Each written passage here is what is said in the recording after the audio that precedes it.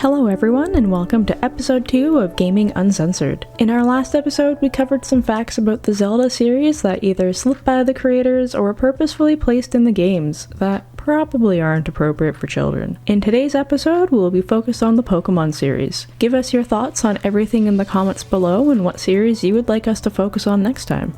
Number 1. Ash almost gets shot. In episode 35 of the Pokemon anime, the Safari Zone warden Kaiser is held hostage and gets a gun pointed at him. The warden can also be seen holding a gun at Ash's head. Instead of cutting out these scenes or redrawing them, however, like some other controversial scenes, the episode, like many others, would be banned outside of Japan. Lover's innuendo. In Heart Gold and Soul Silver, when you come across the young couple on Route 47, a very obvious and questionable choice of Pokemon will be sent out by the two, which also happens to be the only two Pokemon the couple use, an Onix and a Cloyster. For those who think this may just be a coincidence, the creators of the Pokemon games have stated in interviews that they love to place some adult humor in the games that the younger players may not understand until they are older. I think this specific joke, if we want to call it that, is obviously one of the things they meant.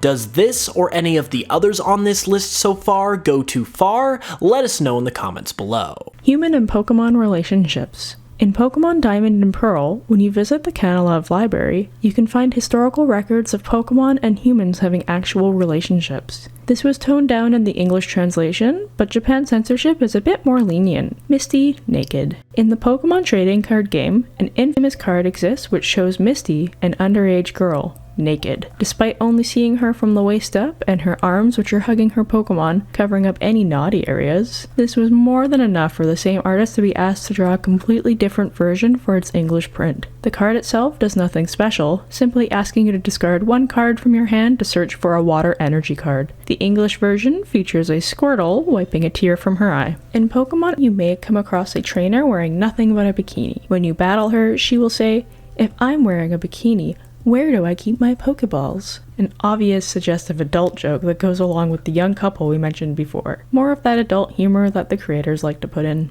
Number 6. Peeping Tom. In the first generation of games, you can find a creep peeping into the Celadon City gym. Talking to him will have him say, "This gym is great. It's full of women." Again, going back to Misty's Tears card, the gym likely has other underage people in it as well. Nintendo or Game Freak noticed the creepiness and changed it in the newest remake, Let's Go Pikachu and Eevee. Number 7. Everything dies. In Pokemon X and Y, we are told if Yveltal dies, every single creature in the universe will also die. Basically, we are to believe it is the source of all life, so be careful next time you're in battle with it. This is a bit too heavy of a thought for most kids. Number 8. Luring kids into the woods. Hypno, a Pokemon known to feed off of the dreams of children, has apparently been seen luring its prey into the woods or away from home to feed off of them. This is one of the first scary descriptions for a Pokemon, with several creepypasta and nightmares attributed to it. Number 9. Phantump description.